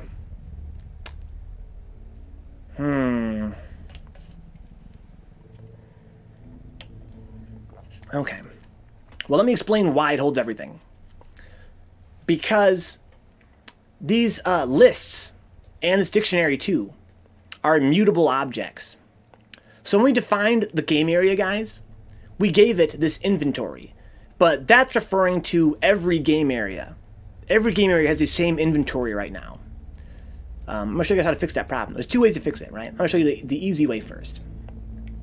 So the problem here is that when we define the game area class, we define this list. And this list is an object that is persistent between all game areas. Right? So all game areas, when we go down here and we actually append, I'll show you. We actually add these items to these inventories. They're all pointing to the same list, right? Because every game area shares the same list. One thing we can do to fix this right off the bat is to just simply, give each area its own list, right? Define it right there. This will solve that problem. But I'm going to show you guys a better way in a second here. So darkroom.inventory is an empty list. And then right here, you know, the basement dot inventory is another empty list. Okay, cool. So now that should fix that bug. Let's go see if this works. We still have another bug though. I'm going to show you guys in a second here. Let's look around. It should only contain a few things now. There you go. So now it contains a torch, a door, and a treasure chest. That's what you want. But here's our problem. I think if I were to, let's say, open the chest. Right, open the chest, and get the key, unlock the door, open the door, and then enter the door. My theory is that I'm still using the look around command from the last room. Yes, I am. So here's the problem, right? So even though I'm in the dark room now, I'm still seeing the dank cave. That's because when I define the command maps down here, I'm saying, hey, when I try and look around in the dark room, right, use the player's positions get description method. But the problem is that when I defined this, which is before the game even runs, the player was in the cave entrance, and it just saves that, right? So here's what we're gonna do instead. We're gonna actually use a player. Go over here to the player object. We're gonna give him a new method called look around.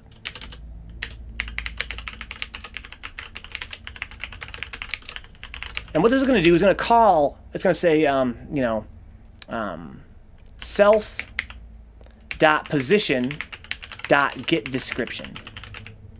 There you go. So now we're saying, whenever we look around, just call whatever my current position's getDescription method is, right? So before we were only using the very first position for everything, right down here.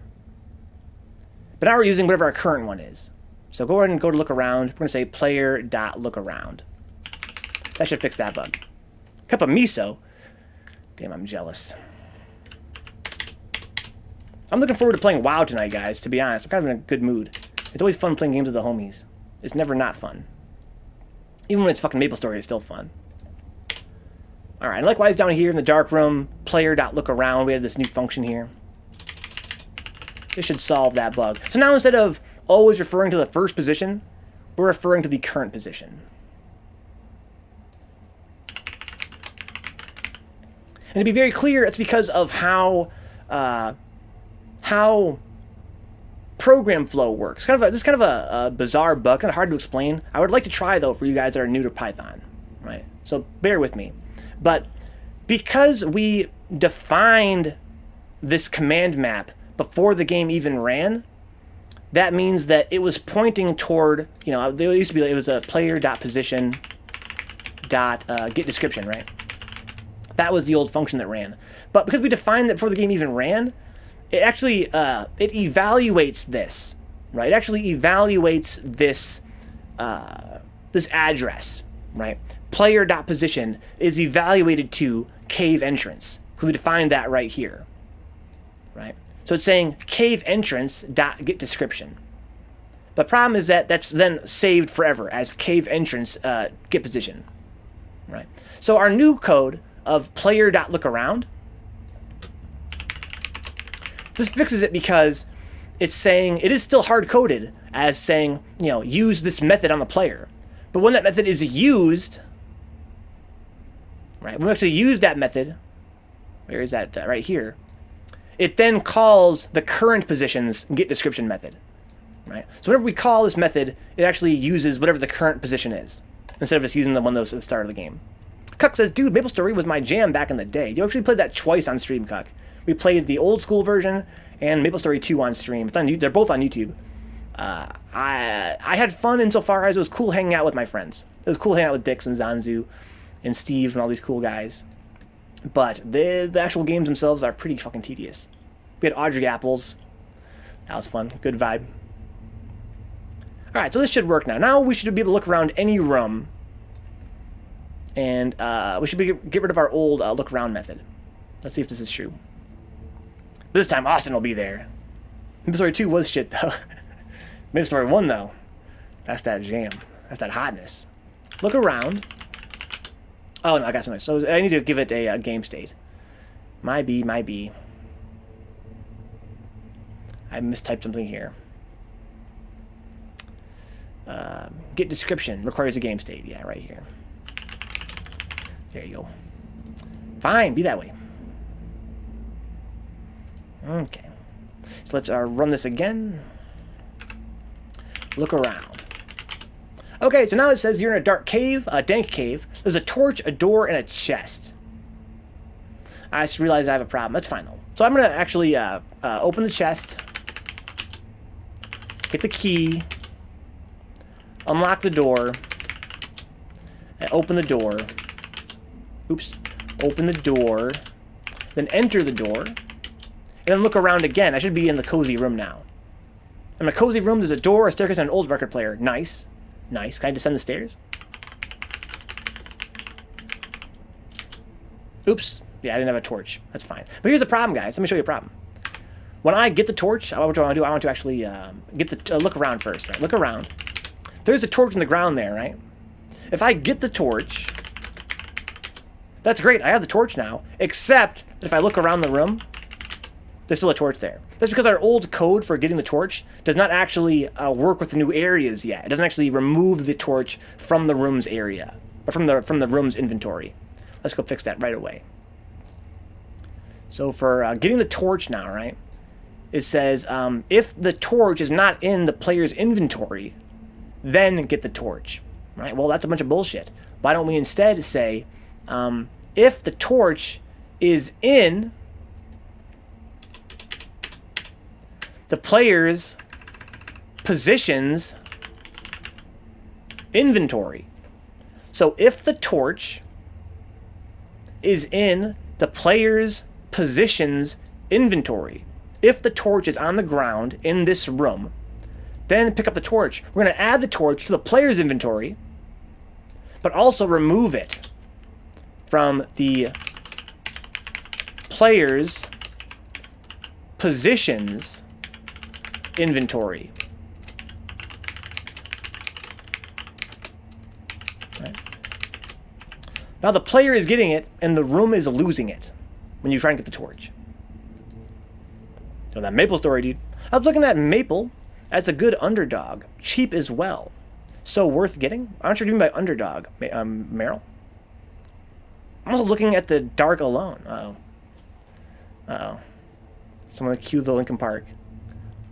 Okay, so now we are going to actually add the torch to the player's inventory and remove it from the room's inventory. Okay, let's go over here and run this code again and see if this works. So now I want to look around. No, Dix, no. There's a torch on the ground. Let's get the torch. Pick up the torch. Now let's look around again. Now the torch is gone. Cool, that worked. But it strikes me, guys. Now we can actually leverage the power of object-oriented programming. No, Austin, don't. We can leverage the power of object-oriented programming, because if you look at this code here for getting the torch, right? Get the torch. It says, if the torch is in the player's positions inventory, so if the torch is on the ground, then print off, you picked up the torch, okay?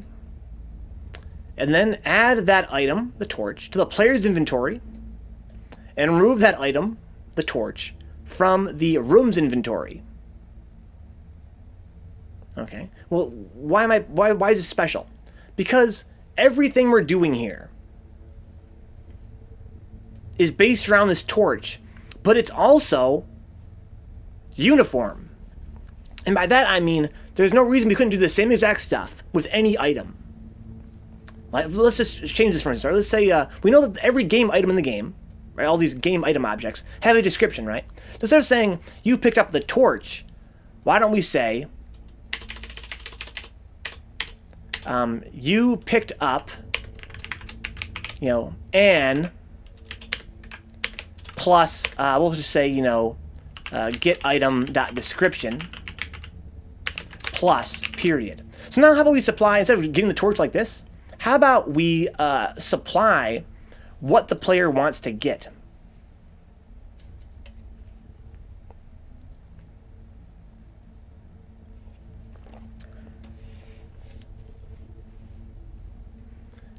So we're supplying its game state, right? That's fine.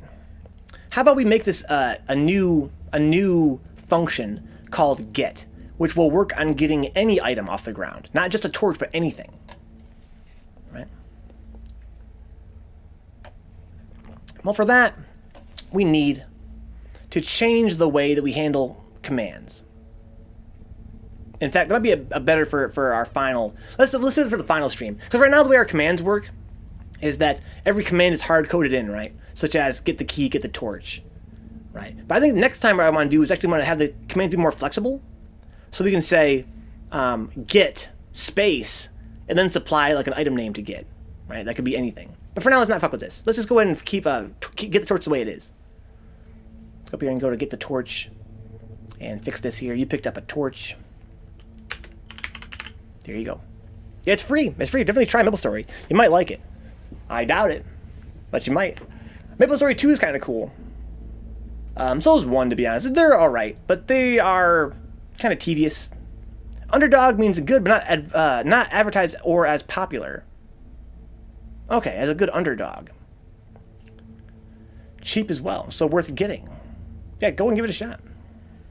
Go and give it a shot. It's a real boring MMO, but I feel that way about any MMO. So if you like MMOs, you might like it. If you like cute graphics, you're definitely gonna like it. It's got really cute graphics and really cute soundtrack too. Okay, so now getting the torch works. Getting the record doesn't work yet though. See, it says if the player already has it, then he has it. Otherwise, pick it up, right? But we're gonna change that now to being you know, how about we say, you know, actually, I'm going to get rid of this code here, too. We're going to say, if the, yeah, it's fine. We're going to say, if game state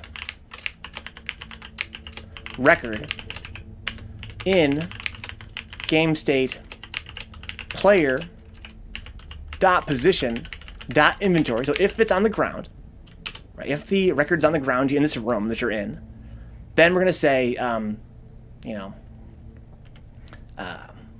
print you picked up the vinyl record. Then we're gonna say, you know, the player's inventory. We're gonna append the record. Then we're going to say, you know, the player's positions inventory. We're going to remove the record. There you go.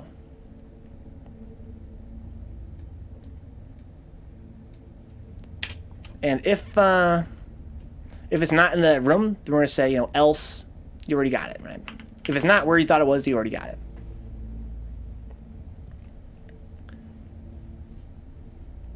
So it's Battlefield 4, but fuck, you don't like Black Ops 4. You don't like Black Ops 4, Austin?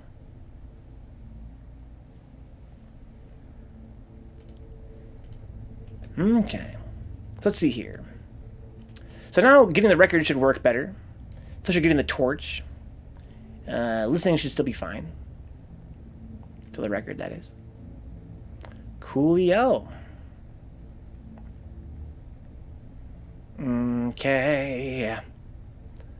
Okay. You know, I'm thinking now, guys. I'm thinking. When you try and get the torch,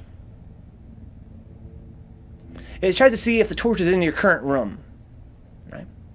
That could be any room, but you can only get the torch in the first room, right? Because we have this command map.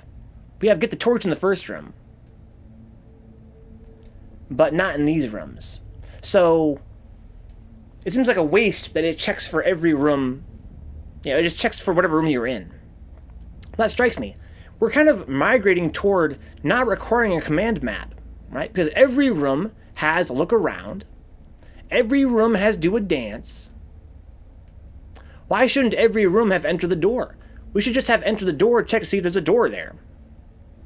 there's a door there, then go ahead and enter it.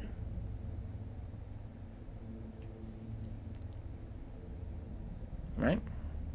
So we could actually kind of migrate away from having this command map and only have one universal command map, I feel like. We have half an hour left here. I think that's probably for the best.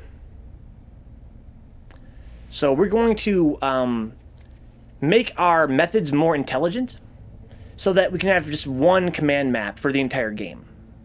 Here's what I mean by that. We're going to have... When you try and do the door stuff, like unlocking the door and open the door and stuff, it's going to first check to see if you are near the door. So let's go to the door, right? Unlock. It says right here, if the door is locked and you have the key, that's fine, then you can unlock it. That's all well and good. Except that, what if you're not near the door? Well, we're going to make a new if here. So we're going to say, if self, the door, if self not in game state, the player, position, inventory. So if this door is not in the inventory of the room the player is in, if the door is not nearby, then print, you don't see a door here. And then return, exit the function. If we survive, that means that the door is in the inventory of the room the player is in. That means the door is nearby. Then check if it's locked. Same for open up. I'm actually going to use the same exact code here. Same for open up, right? If the door is not nearby, then they can't do shit. Same with enter. If the door is not nearby, then you can't do shit. So now, because we actually have this intelligent check here to see if the door is nearby, that means that now we can actually make this command usable in every room. Right? You can use this command in the basement, and it'll say, there's no door here. Kind of cool, right? Coolio. All right. So let's do the same thing for the stairs. Right? We can enter the stairs, right? But what if we try to enter the stairs if we're in the cave entrance where there is no stairs? We're going to say, if self not in the player's positions inventory. So if the staircase is not where the player is, then print off, you don't see stairs here. And then we're going to, exit out of the function.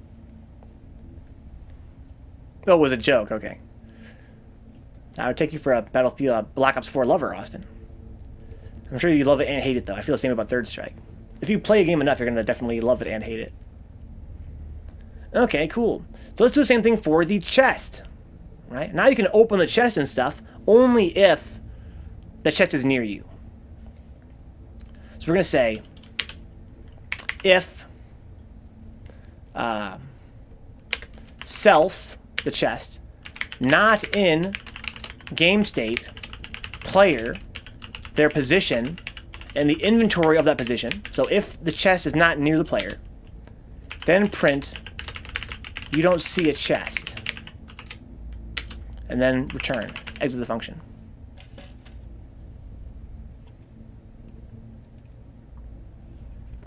I wouldn't say MapleStory is incredibly well known. I think you can go up to anybody on the street and say, what is World of Warcraft? But if you say MapleStory, that people might not know. I think it is, it's definitely known by many, but incredibly well known. I'm not sure I'd go that far. What's up, GTAP? How you doing, dude? So now our chest is more universal. You can actually run these functions, these methods, outside of the context where they're actually usable. Let's do the same thing for take item here. We're going to say if self not in, game state, player, their positions inventory. So if the chest is not in the same room as the player, then print off, you don't see a chest. and then just, return. So now that we can use these methods outside of the rooms where they're meant to be used in, we can migrate toward having one universal command map. Simple programming game, very fun. Yeah, very, very fun. You should try Exapunks, huh? I never heard of Exapunks. What is it? A very simple programming game, huh?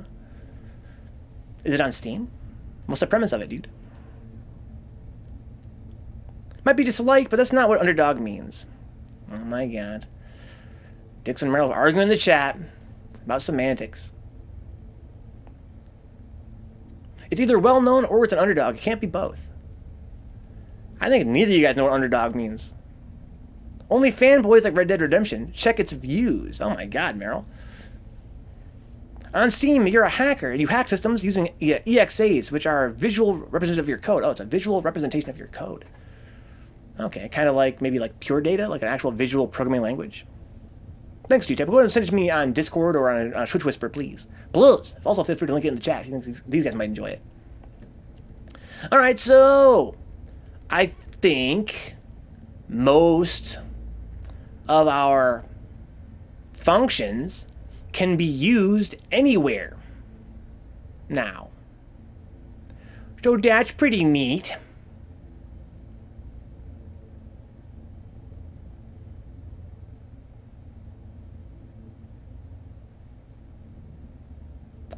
Oh, I realized I don't even use this take item function up here for the chest. Okay. Get the key. Leave the cave. Get the torch. Okay.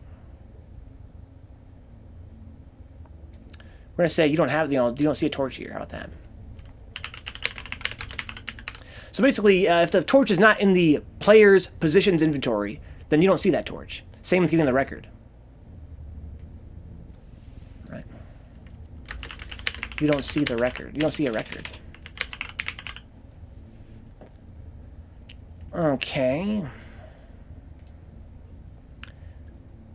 We're going to say here, leave the cave, right? If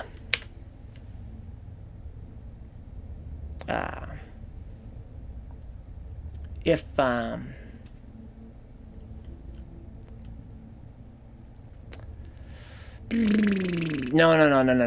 Well, we can say, no, it's fine. Let's leave the cave the way it is right now. That'll be a bug for the future fix. It means less well-known or less players. Not that it's bad.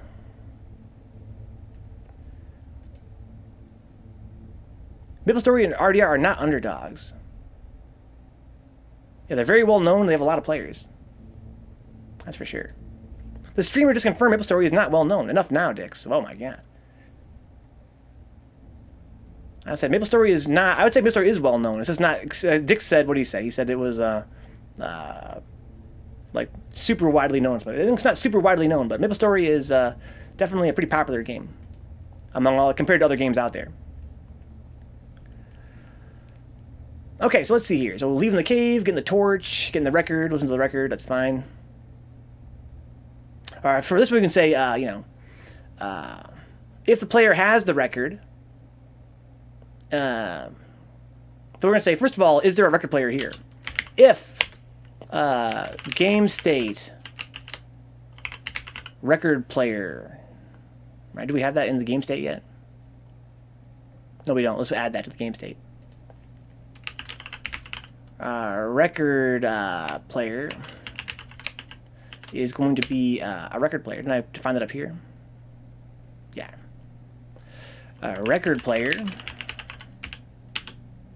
There you go. So now we have this record player in the game state as well. We're going to say you can only listen to the record if the record player is in the player's positions inventory. If the record player is here and you have the record, then you can listen to it. Otherwise, you don't have the record to play. And then otherwise down here, if the record player is not around, print, you need a record player for that. There you go.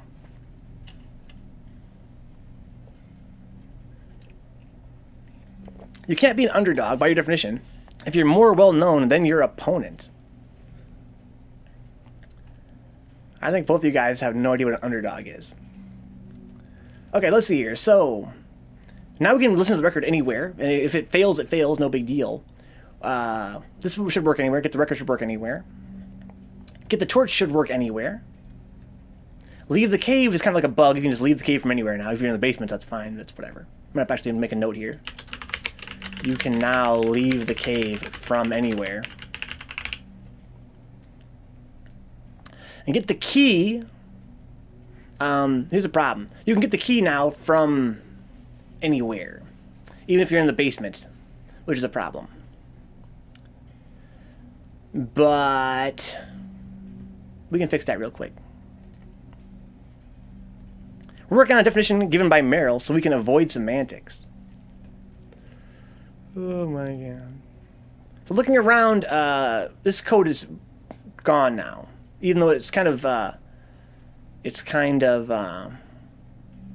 nice how it handles darkness. We can fix that later. We're going to actually get rid of that code for now. The torch now has no use, which is fine for our purposes right now. Okay, so the problem now is with getting the key. It assumes that you are next to the chest. I'm going to say, if game state chest not in game state player dot position dot inventory print, you don't see a chest here, return. So basically, if the chest is not near you, you can't get anything out of it. So if something isn't first place, it's an underdog. I guess every other MMO in the world is an underdog. There's some pretty popular MMOs out there, aside from World of Warcraft.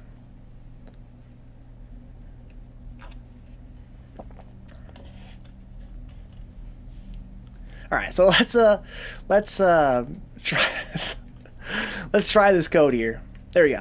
So, does the game work at all? Open the door. Okay. Unlock the door. Don't have a key.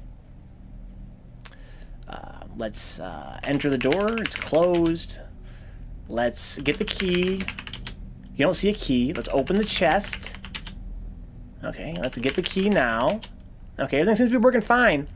Now here's what we're going to do, guys. We're going to do something kind of radical. We're going to get rid of our old system. So for up to this date, up to this very day, we've been using this command map system where every room in the game has a unique list of commands that can be used in that room. Right? But we're going to be changing that right now.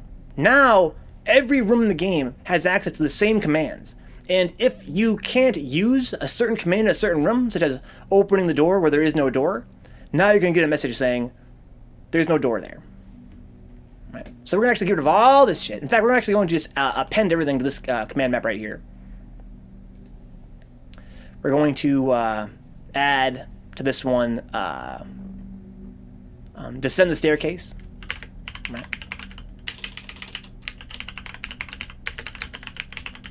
Is going to be stairs.enter. We're going to add ascend the staircase as well.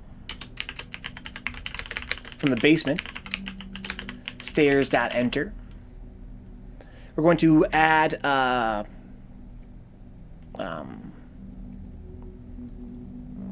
get the record. All right. And we're going to add in listen to the record.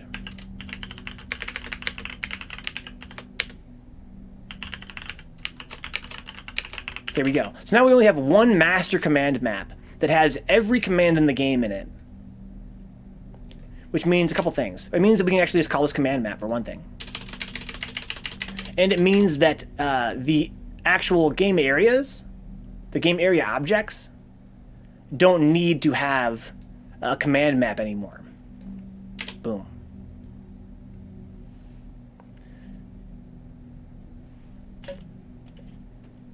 Austin's a pro gamer. Insofar as he's made money doing it. If I said I farted, you'd be looking for shit. It's way off, dude. Wow. Is that way off? I feel like my grandfather might have something to say about that. Okay, so now let's go down here to the way that we handle executing commands, right? When the player types something in. Right now, we have to check the actual room the player is in for here, right? Now we're just going to call this command map, right? And likewise here, player position command map. No, the position doesn't matter anymore. We have one universal command map now.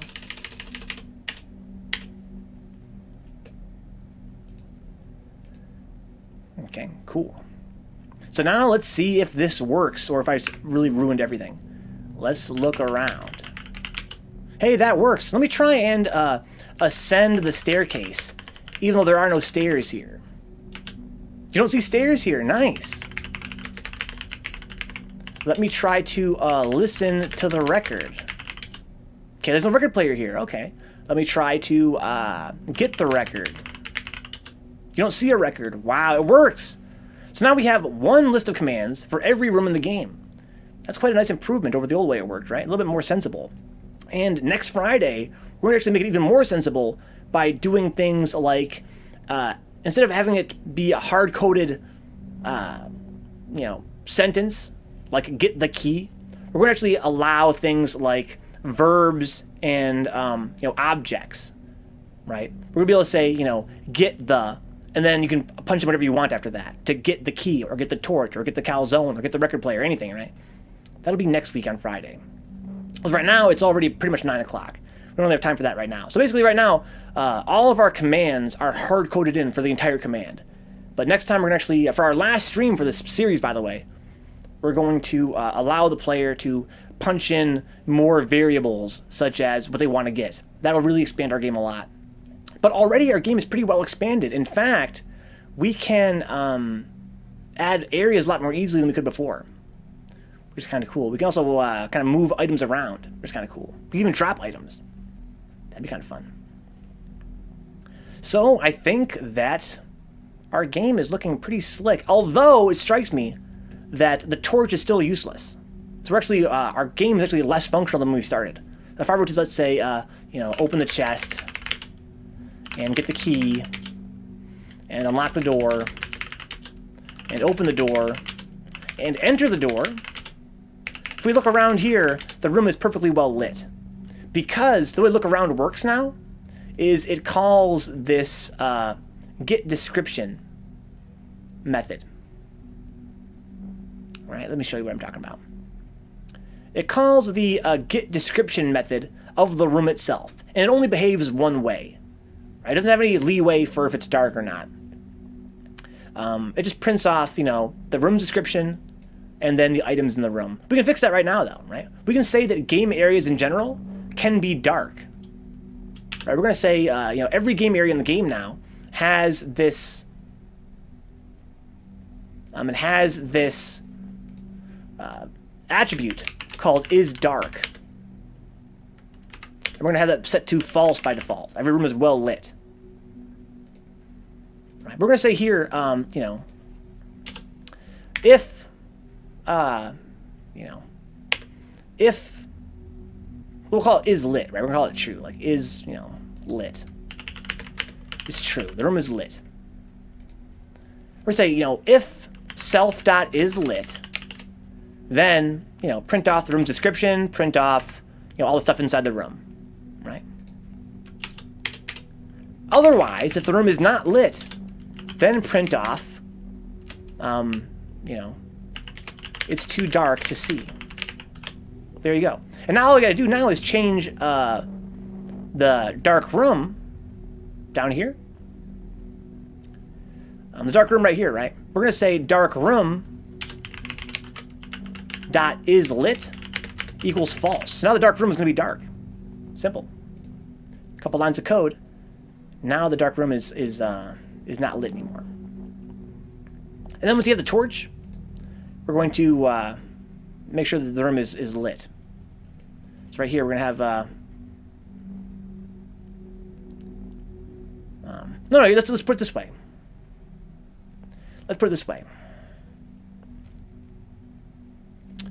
We're going to say, you know, if self.is lit, then you can see this stuff. We're going to say or, you know, game state player dot inventory. We're going to say, you know, or they have the torch, right? We're going to say or game state torch in the player's inventory, right? So if the room is lit or if the player has the torch, then you can see inside the room, right? There you go. So that means that even a dark room like the dark room can be seen if they have the torch. I should do it. Coolio. A COD peasant I should have known. Toxic players. That is an opinion. Not all pro COD players are toxic. Yeah, Austin's a really cool guy. I had the pleasure of working with him for a couple of years, right? A couple of years. Couldn't have been a cooler friend to me. Or a more capable worker. All right, so let me run this game now. So now the dark room should be truly dark. Let me look around here first, though. Okay, so it is lit in here. Let me open the chest, get the key, unlock the door, open the door. Being a professional gamer makes me a professional. It's a popular opinion, and it hurts you. At this point, you're a troll. If you want to continue this conversation, have it with yourself. Wow. Marilyn here with the hot takes all night long. Open the door. Now we can enter the door. It should be dark in here, right? Look around. Hey, it's dark. Okay, cool. So now I can go back, enter the door, get the torch. And then we're going to enter the door again and look around. Professional dickhead, maybe. Yo, Austin. Austin. Let's come back up with the fire, dude.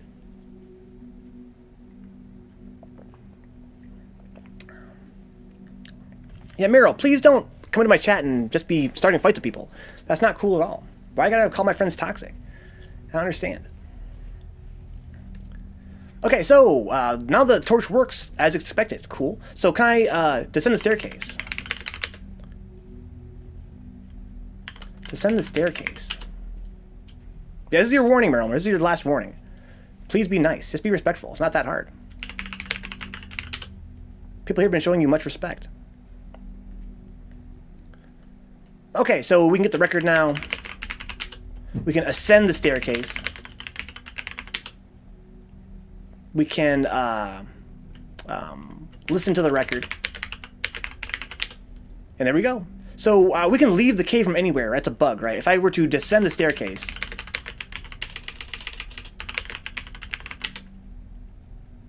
and then we're going to, let me see here. Leave the cave, right? So that's a bug. We can leave the cave from anywhere. I mean, not really. It's not really a major bug. We're going to fix that easy next week. But right now, all of our code seems to work.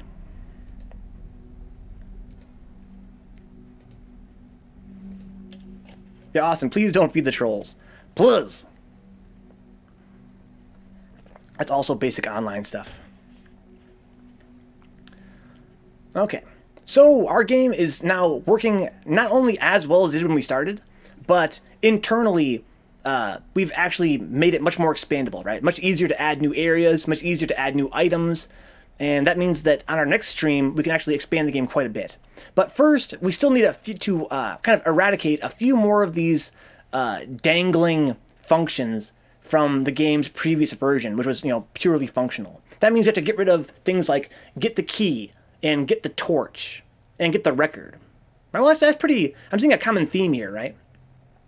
All the remaining functions we still have are revolved around getting things. Right?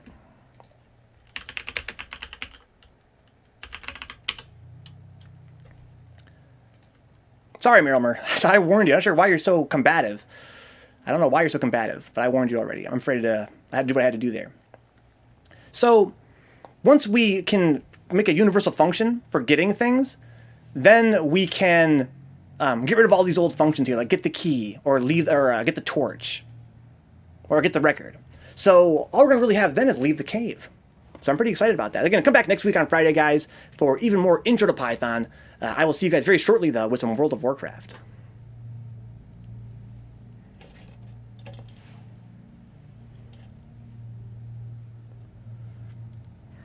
That's fine, Austin. We're going to be playing all night long, dude.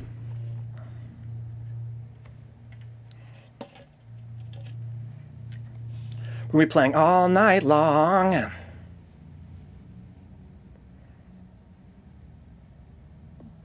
Tells Easter eggs. Oh! It's okay, Austin.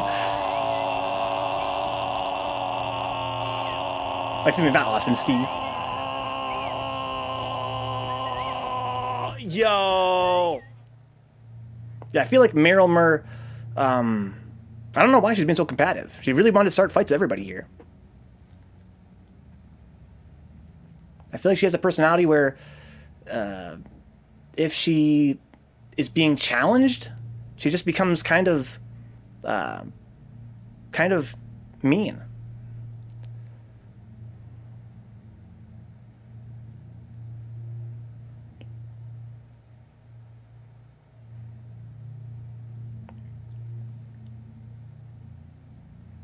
That I could be the same way. I think everybody can be the same way sometimes, but I can't have that in my chat, sadly. It was kind of distracting.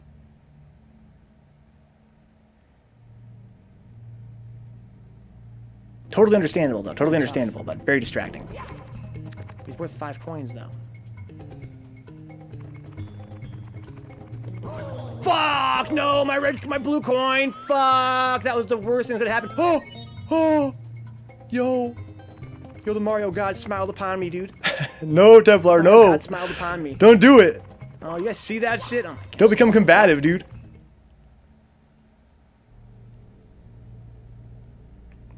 It's okay, Austin. I totally understand. I can be the same way. But there has to be a line.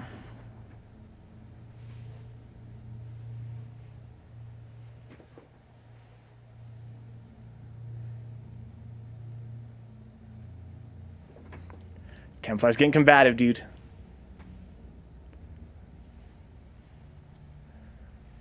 He's got the shield.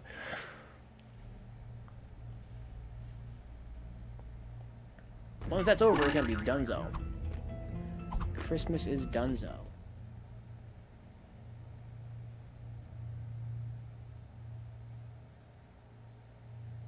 This series, this Intro to Python series, this second season's been kind of rough. I feel like making an RPG makes much more sense than making an adventure game for beginners.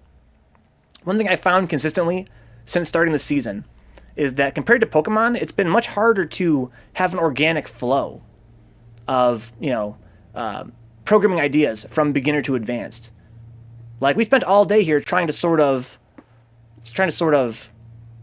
undo the things we had before. And it was never really a problem in Pokemon. In Pokemon, we kind of got to add onto things naturally. We kind of would add and add and add, while also introducing new concepts. Punish? I feel like for this adventure game, it's like more abstract, I guess. And as a result, you kind of have to go back and undo a lot of stuff. That was I guess kind of makes sense that an RPG, which is very number-centric, would sort of expand more naturally as you learn new programming ideas.